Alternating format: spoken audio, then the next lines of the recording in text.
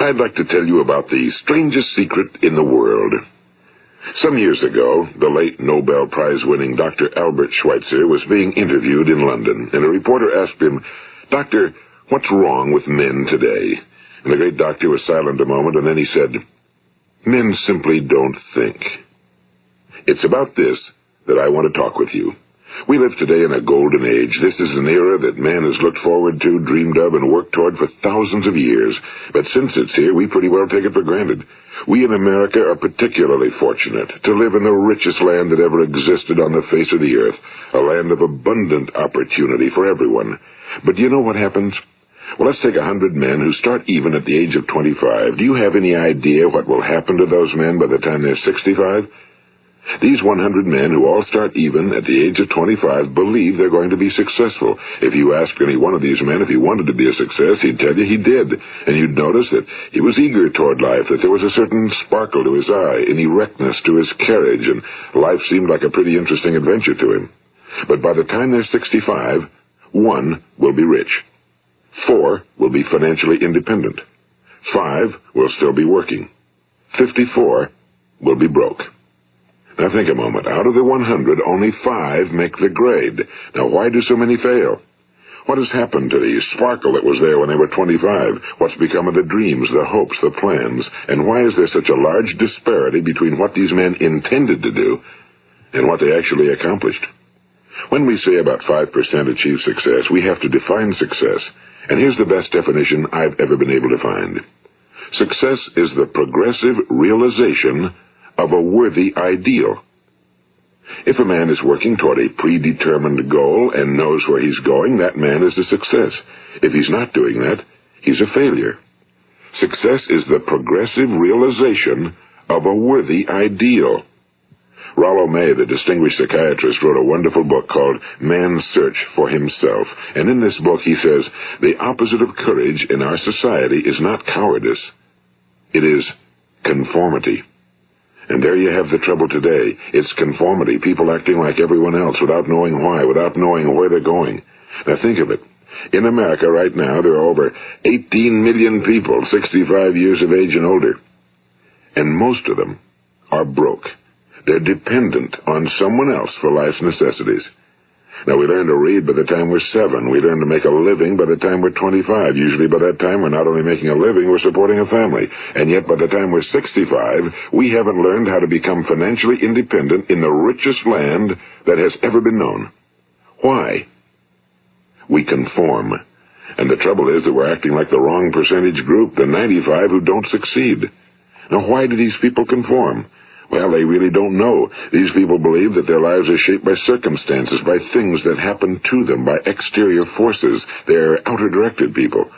A survey was made one time that covered a lot of men, working men, and these men were asked, "Why do you work? Why do you get up in the morning?" 19 out of 20 had no idea. If you ask them, they'll say, well, everyone goes to work in the morning, and that's the reason they do it, because everyone else is doing it. Now let's get back to our definition of success. Who succeeds? The only person who succeeds is the person who is progressively realizing a worthy ideal. He's the person who says, I'm going to become this, and then begins to work toward that goal. I'll tell you who the successful people are. A success is the school teacher who's teaching school because that's what he or she wants to do. The success is the woman who's a wife and mother because she wanted to become a wife and mother and is doing a good job of it. The success is the man who runs the corner gas station because that was his dream. That's what he wanted to do. The success is the successful salesman who wants to become a top-notch salesman and grow and build with his organization. A success is anyone who is doing deliberately a predetermined job because that's what he decided to do deliberately. But only 1 out of 20 does that. That's why today there isn't really any competition unless we make it for ourselves. Instead of competing, all we have to do is create. You know, for 20 years, I looked for the key which would determine what would happen to a human being. Was there a key I wanted to know which would make the future a promise that we could foretell to a large extent? Was there a key that would guarantee a person's becoming successful if he only knew about it and knew how to use it? Well, there is such a key, and I've found it.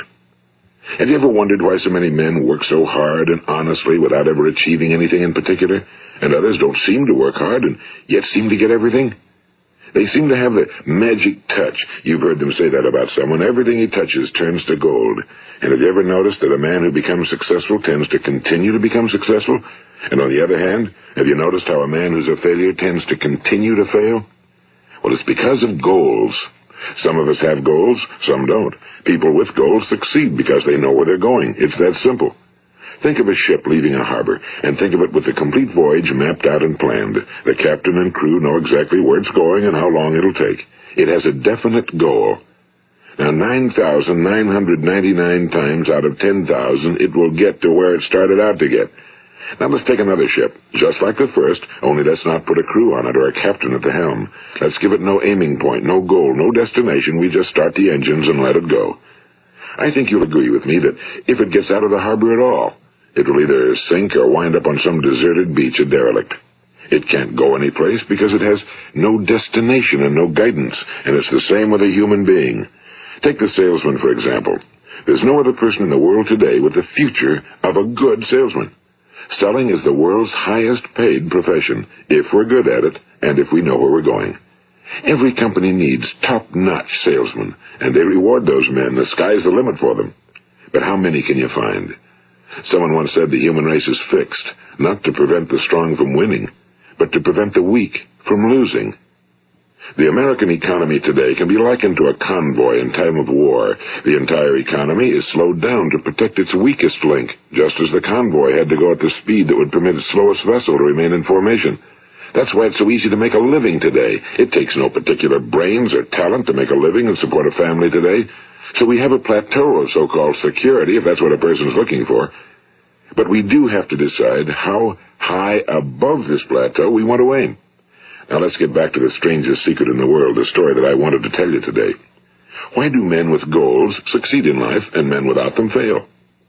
Well, let me tell you something which, if you really understand it, will alter your life immediately. If you understand completely what I'm going to tell you from this moment on, your life will never be the same again. You will suddenly find that good luck just seems to be attracted to you. The things you want just seem to fall in line, and from now on you won't have the problems, the worries, the gnawing lump of anxiety that perhaps you've experienced before. Doubt, fear, well, they'll be things of the past. Here's the key to success and the key to failure. We become what we think about. Now let me say that again. We become what we think about. Throughout all history, the great wise men and teachers, philosophers and prophets have disagreed with one another on many different things. It's only on this one point that they are in complete and unanimous agreement. Listen to what Marcus Aurelius, the great Roman emperor, said. A man's life is what his thoughts make of it. Disraeli said this, everything comes if a man will only wait. I've brought myself by long meditation to the conviction that a human being with a settled purpose must accomplish it, and that nothing can resist a will that will stake even existence for its fulfillment. Ralph Waldo Emerson said this, a man is what he thinks about all day long. William James said, the greatest discovery of my generation is that human beings can alter their lives by altering their attitudes of mind. And he also said, we need only in cold blood act as if the thing in question were real, and it will become infallibly real by growing into such a connection with our life that it will become real. It will become so knit with habit and emotion that our interest in it will be those which characterize belief. And he also said, if you only care enough for a result, you will almost certainly attain it. If you wish to be rich, you will be rich. If you wish to be learned, you will be learned. If you wish to be good, you will be good. Only you must then really wish these things, and wish them exclusively, and not wish at the same time 100 other incompatible things just as strongly. In the Bible you read in Mark 9:23, if thou canst believe, all things are possible to him that believeth. My old friend Dr. Norman Vincent Peale put it this way, this is one of the greatest laws in the universe. Fervently do I wish I had discovered it as a very young man. It dawned upon me much later in life, and I found it to be one of the greatest, if not my greatest discovery outside of my relationship to God. The great law, briefly and simply stated, is that if you think in negative terms, you will get negative results. If you think in positive terms, you will achieve positive results. That is the simple fact, he went on to say, which is at the basis of an astonishing law of prosperity and success. In 3 words, believe and succeed. William Shakespeare put it this way: our doubts are traitors and make us lose the good we oft might win by fearing to attempt. George Bernard Shaw said, people are always blaming their circumstances for what they are. I don't believe in circumstances. The people who get on in this world are the people who get up and look for the circumstances they want, and if they can't find them, make them. Well, it's pretty apparent, isn't it? And every person who discovered this for a while believed that he was the first one to work it out. We become what we think about. Now, it stands to reason that a person who's thinking about a concrete and worthwhile goal is going to reach it, because that's what he's thinking about, and we become what we think about. Conversely, the man who has no goal, who doesn't know where he's going, and whose thoughts must therefore be thoughts of confusion and anxiety and fear and worry, becomes what he thinks about. His life becomes one of frustration and fear and anxiety and worry. And if he thinks about nothing, he becomes nothing. Now, how does it work? Why do we become what we think about? Well, I'll tell you how it works as far as we know. Now, to do this, I want to tell you about a situation that parallels the human mind. Suppose a farmer has some land, and it's good, fertile land. Now, the land gives the farmer a choice. He may plant in that land whatever he chooses. The land doesn't care. It's up to the farmer to make the decision. Now, remember, we're comparing the human mind with the land because the mind, like the land, doesn't care what you plant in it. It will return what you plant, but it doesn't care what you plant. Now, let's say that the farmer has 2 seeds in his hand. One is a seed of corn. The other is nightshade, a deadly poison.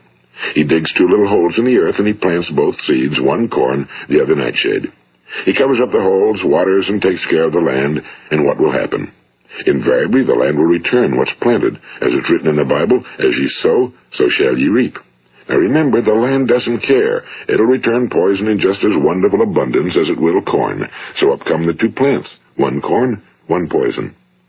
Now, the human mind is far more fertile, far more incredible and mysterious than the land, but it works the same way. It doesn't care what we plant.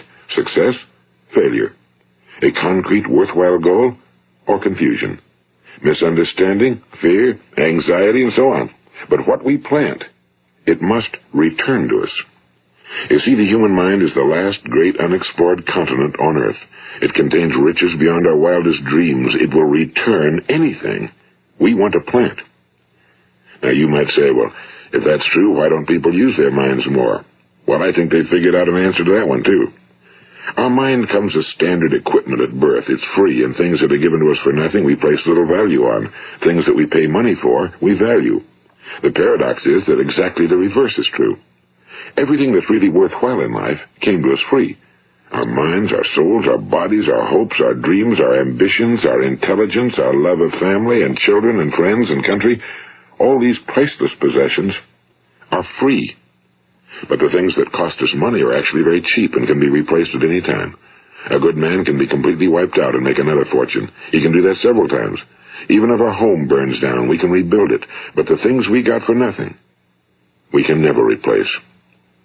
The human mind isn't used because we take it for granted. Familiarity breeds contempt. It can do any kind of job we assign to it, but generally speaking, we use it for little jobs instead of big, important ones. Universities have proved that most of us are operating on about 10% or less of our abilities. So decide now, what is it you want? Plant your goal in your mind. It's the most important decision you'll ever make in your entire life. What is it you want? Do you want to be an outstanding salesman? A better worker at your particular job? Do you want to go places in your company? In your community? Do you want to get rich? All you've got to do is plant that seed in your mind, care for it, work steadily toward your goal, and it will become a reality. It not only will, there's no way that it cannot. You see, that's a law, like the laws of Sir Isaac Newton, the laws of gravity. If you get on top of a building and jump off, you'll always go down, you'll never go up, and it's the same with all the other laws of nature. They always work. They're inflexible. Think about your goal in a relaxed, positive way. Picture yourself in your mind's eye as having already achieved this goal. See yourself doing the things you will be doing when you've reached your goal. Ours has been called the phenobarbital age, the age of ulcers and nervous breakdowns and tranquilizers, at a time when medical research has raised us to a new plateau of good health and longevity. Far too many of us worry ourselves into an early grave trying to cope with things in our own little personal ways without learning a few great laws that will take care of everything for us. These things we bring on ourselves through our habitual way of thinking. Every one of us is the sum total of his own thoughts. He is where he is because that's exactly where he really wants to be, whether he'll admit that or not. Each of us must live off the fruit of his thoughts in the future, because what you think today and tomorrow, next month and next year, will mold your life and determine your future. You're guided by your mind. I remember one time I was driving through eastern Arizona, and I saw one of those giant earth-moving machines roaring along the road at about 35 miles an hour with what looked like 30 tons of dirt in it. A tremendous, incredible machine, and there was a little man perched way up on top with the wheel in his hands guiding it. And as I drove along, I was struck by the similarity of that machine to the human mind. Just suppose you're sitting at the controls of such a vast source of energy. Are you going to sit back and fold your arms and let it run itself into a ditch? Or are you going to keep both hands firmly on the wheel and control and direct this power to a specific, worthwhile purpose? It's up to you. You're in the driver's seat. You see, the very law that gives us success is a two-edged sword. We must control our thinking. The same rule that can lead a man to a life of success, wealth, happiness, and all the things he ever dreamed of for himself and his family. That very same law can lead him into the gutter. It's all in how he uses it, for good or for bad. This is the strangest secret in the world. Now, why do I say it's strange, and why do I call it a secret? Actually, it isn't a secret at all. It was first promulgated by some of the earliest wise men, and it appears again and again throughout the Bible, but very few people have learned it, understand it. That's why it's strange, and why for some equally strange reason it virtually remains a secret. I believe that you could go out and walk down the main street of your town and ask one man after another what the secret of success is, and you probably wouldn't run into one man in a month who could tell you. Now, this information is enormously valuable to us if we really understand it and apply it. It's valuable to us not only for our own lives, but the lives of those around us, our families, employees, associates, and friends. Life should be an exciting adventure. It should never be a bore. A man should live fully, be alive. He should be glad to get out of bed in the morning. He should be doing a job he likes to do because he does it well. One time I heard Grove Patterson, the great late editor-in-chief of the Toledo Daily Blade, make a speech, and as he concluded his speech, he said something I've never forgotten. He said, "My years in the newspaper business have convinced me of several things. Among them, that people are basically good, and that we came from someplace, and we're going someplace. So we should make our time here an exciting adventure. The architect of the universe didn't build a stairway leading nowhere." And the greatest teacher of all, the carpenter from the plains of Galilee, gave us the secret time and time again. As ye believe, so shall it be done unto you. I've explained the strangest secret in the world and how it works. Now, on this side, I want to explain how you can prove to yourself the enormous returns possible in your own life by putting this secret to a practical test. I want you to make a test that will last 30 days. It isn't going to be easy, but if you'll give it a good try, it will completely change your life for the better. Now, back in the 17th century, Sir Isaac Newton, the English mathematician and natural philosopher, gave us some natural laws of physics which apply as much to human beings as they do to the movement of bodies in the universe. And one of these laws is that for every action, there is an equal and opposite reaction. Simply stated, as it applies to you and me, it means we can achieve nothing without paying the price. The results of your 30-day experiment will be in direct proportion to the effort you put forth. To be a doctor, you must pay the price of long years of difficult study. To be successful in selling, and remember that each of us succeeds to the extent of his ability to sell. Selling our families on our ideas, selling education in schools, selling our children on the advantages of living the good and honest life, selling our associates and employees on the importance of being exceptional people. To, of course, the profession of selling itself. But to be successful in selling our way to the good life, we must be willing to pay the price. Now, what is that price? Well, it's many things. First, it's understanding emotionally, as well as intellectually, that we literally become what we think about, that we must control our thoughts if we're to control our lives. It's understanding fully that as ye sow, so shall ye reap. Second, it's cutting away all fetters from the mind and permitting it to soar as it was divinely designed to do. It's the realization that your limitations are self-imposed and that the opportunities for you today are enormous beyond belief. It's rising above narrow-minded pettiness and prejudice. And third, it's using all your courage to force yourself to think positively on your own problem, to set a definite and clearly defined goal for yourself, to let your marvelous mind think about your goal from all possible angles, to let your imagination speculate freely upon many different possible solutions, to refuse to believe that there are any circumstances sufficiently strong to defeat you in the accomplishment of your purpose, to act promptly and decisively when your course is clear, and to keep constantly aware of the fact that you are, at this moment, standing in the middle of your own acres of diamonds, as Russell Conwell used to point out. And fourth, save at least 10% of every dollar you earn. It's also remembering that no matter what your present job, it has enormous possibilities, if you're willing to pay the price. Now let's just go over the important points in the price each of us must pay to achieve the wonderful life that can be ours. It is, of course, worth any price. 1. You will become what you think about. 2. Remember the word imagination and let your mind begin to soar. 3. Courage. Concentrate on your goal every day. 4. Save 10% of what you earn. And 5. Action. Ideas are worthless unless we act on them. Now, I'll try to outline the 30-day test I want you to make. Keep in mind that you have nothing to lose by making this test and everything you could possibly want to gain. There are two things that may be said of everyone.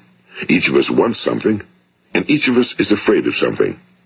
I want you to write on a card what it is you want more than anything else. It may be more money. Perhaps you'd like to double your income or make a specific amount of money. It may be a beautiful home. It may be success at your job. It may be a particular position in life. It could be a more harmonious family. Each of us wants something. Now write down on your card specifically what it is you want. Make sure it's a single goal and clearly defined. You needn't show it to anyone, but carry it with you so that you can look at it several times a day. Think about it in a cheerful, relaxed, positive way each morning when you get up, and immediately you have something to work for, something to get out of bed for, something to live for. Look at it every chance you get during the day and just before going to bed at night. And as you look at it, remember that you must become what you think about, and since you're thinking about your goal, you realize that soon it will be yours. In fact, it's yours really the moment you write it down and begin to think about it. Look at the abundance all around you as you go about your daily business. You have as much right to this abundance as any other living creature. It's yours for the asking. Now we come to the difficult part. Difficult because it means the formation of what is probably a brand new habit, and new habits are not easily formed. Once formed, however, it will follow you for the rest of your life. Stop thinking about what it is you fear. Each time a fearful or negative thought comes into your consciousness, replace it with a mental picture of your positive and worthwhile goal.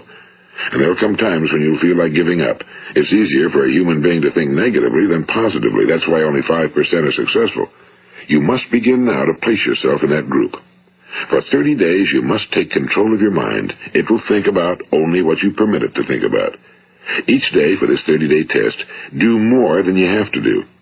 In addition to maintaining a cheerful, positive outlook, give of yourself more than you've ever done before. Do this knowing that your returns in life must be in direct proportion to what you give.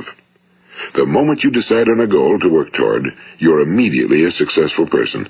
You are then in that rare and successful category of people who know where they're going. Out of every 100 people, you belong to the top 5. Don't concern yourself too much with how you're going to achieve your goal. Leave that completely to a power greater than yourself. All you have to do is know where you're going. The answers will come to you of their own accord and at the right time. Remember these words from the Sermon on the Mount, and remember them well. Keep them constantly before you this month of your test. Ask, and it shall be given you. Seek, and ye shall find. Knock, and it shall be opened unto you. For every one that asketh receiveth, and he that seeketh findeth, and to him that knocketh it shall be opened. It's as marvelous and as simple as that. In fact, it's so simple that in our seemingly complicated world, it's difficult for an adult to understand that all he needs is a purpose and faith. For 30 days, Do your very best. If you're a salesman, go at it as you've never done before, not in a hectic fashion, but with the calm, cheerful assurance that time well spent will give you the abundance in return you deserve and want. If you're a homemaker, devote your 30-day test to completely giving of yourself without thinking about receiving anything in return, and you'll be amazed at the difference it makes in your life. No matter what your job, do it as you've never done it before for 30 days. And if you've kept your goal before you every day, you'll wonder and marvel at this new life you've found. Dorothea Brand, the outstanding editor and writer, discovered it for herself and tells about it in her fine book, Wake Up and Live. Her entire philosophy is reduced to the words, act as though it were impossible to fail. She made her own test with sincerity and faith, and her entire life was changed to one of overwhelming success. Now, you make your test for 30 full days. Don't start your test until you've made up your mind to stick with it. You see, by being persistent, you're demonstrating faith. Persistence is simply another word for faith. If you didn't have faith, you'd never persist. If you should fail during your first 30 days, by that I mean suddenly find yourself overwhelmed by negative thoughts, you've got to start over again from that point and go 30 more days. Gradually, your new habit will form until you find yourself one of that wonderful minority to whom virtually nothing is impossible. And don't forget the card. It's vitally important as you begin this new way of living. On one side of the card, write your goal, whatever it may be. On the other side, write the words we've quoted from the Sermon on the Mount.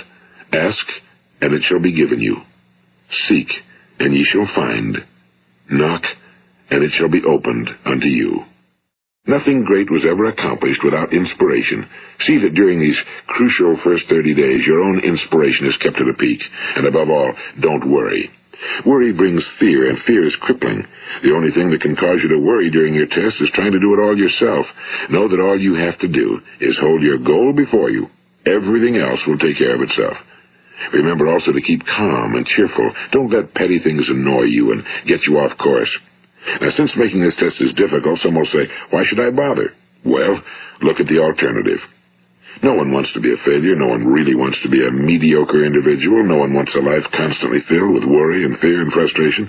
Therefore, remember that you must reap that which you sow.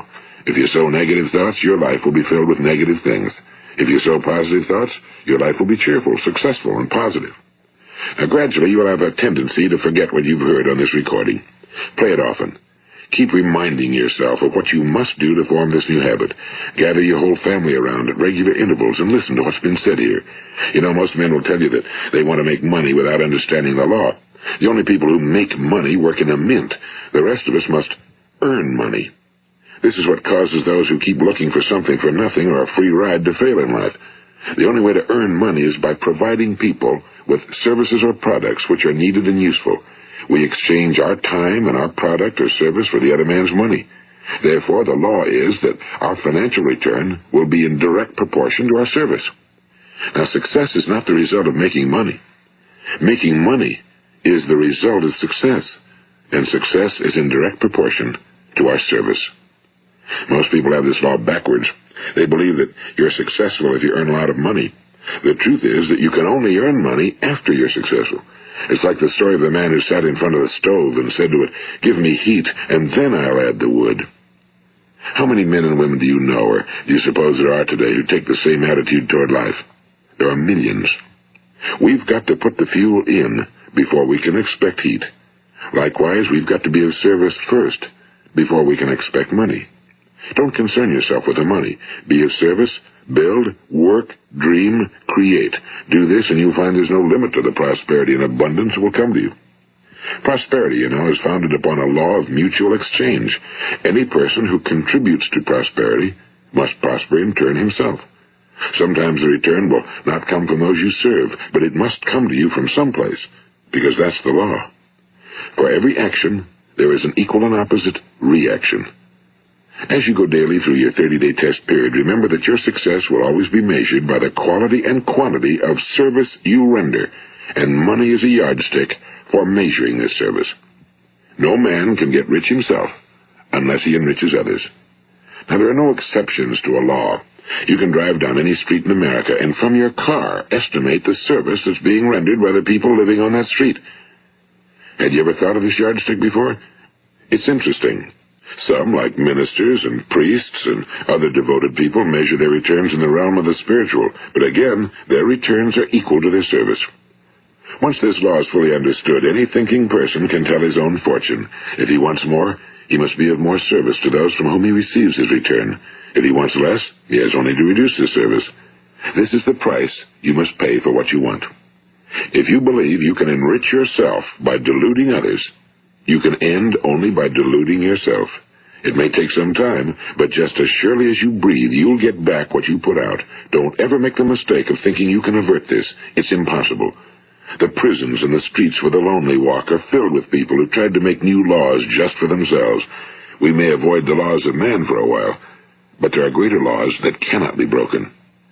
An outstanding medical doctor recently pointed out 6 steps that will help you realize success. 1. Set yourself a definite goal. 2. Quit running yourself down. 3. Stop thinking of all the reasons why you cannot be successful and instead think of all the reasons why you can. 4. Trace your attitudes back through your childhood and try to discover where you first got the idea you couldn't be successful, if that's the way you've been thinking. 5. Change the image you have of yourself by writing out a description of the person you would like to be. And 6. Act the part of the successful person you have decided to become. The doctor who wrote those words is a noted West Coast psychiatrist, Dr. David Harold Fink. Do what the experts since the dawn of recorded history have told you must do. Pay the price by becoming the person you want to become. It's not nearly as difficult as living unsuccessfully. Make your 30-day test, then repeat it again, and each time it will become more a part of you until you'll wonder how you could ever have lived any other way. Live this new way, and the floodgates of abundance will open and pour over you more riches than you may have dreamed existed. Money? Yes, lots of it. But what's more important, you'll have peace. You'll be in that wonderful minority who lead calm, cheerful, successful lives. Start today. You have nothing to lose, but you have a whole life to win. This is Earl Nightingale, and thank you.